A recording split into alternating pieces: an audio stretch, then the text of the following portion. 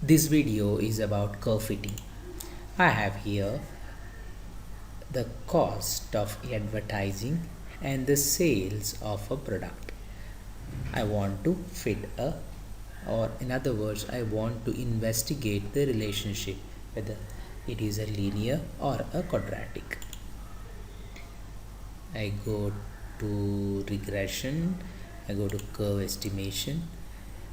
Sales, I put it as a dependent variable, advertising as a independent variable. I click in linear, click in quadratic. I go to save and I click in predicted and the residuals. Continue. Okay, it would add 4 variables. Let's see the results.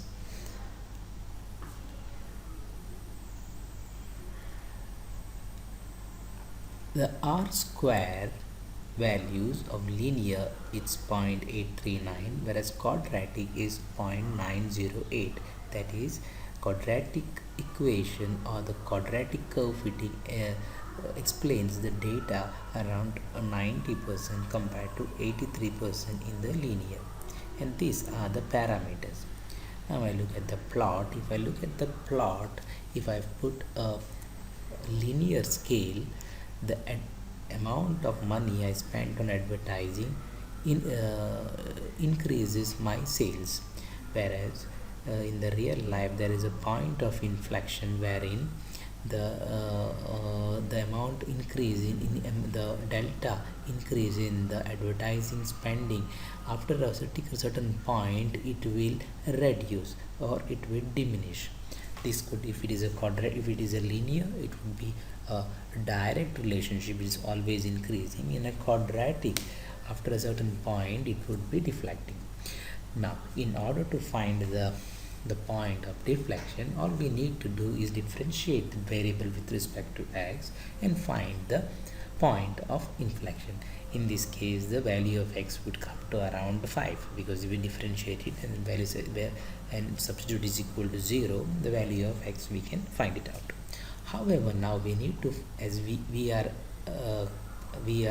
happy with the R square fit, we also need to investigate how the residuals will fare. For that, we go to the chart builder and in the scatter plot. Now here I have error of the sales if I had plotted as a linear. Now in the fit statistics of the linear fit. Now if I look at this, there is a pattern, there is some sort of a used sort of a pattern here. The patterns are not random, that means the residuals are not randomly distributed. There is a pattern. If you look at this aspect here, there is a curve, a sort of a U. However, if I fit the data with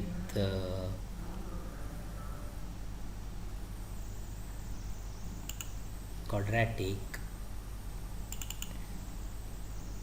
take for instance the error I put it in y and the sales I put in x as a quadratic term. I look at here, these residuals are not having a pattern. It is somewhat randomly distributed, suggesting that the fit statistics of a quadratic equation is much better than the linear equation. This is a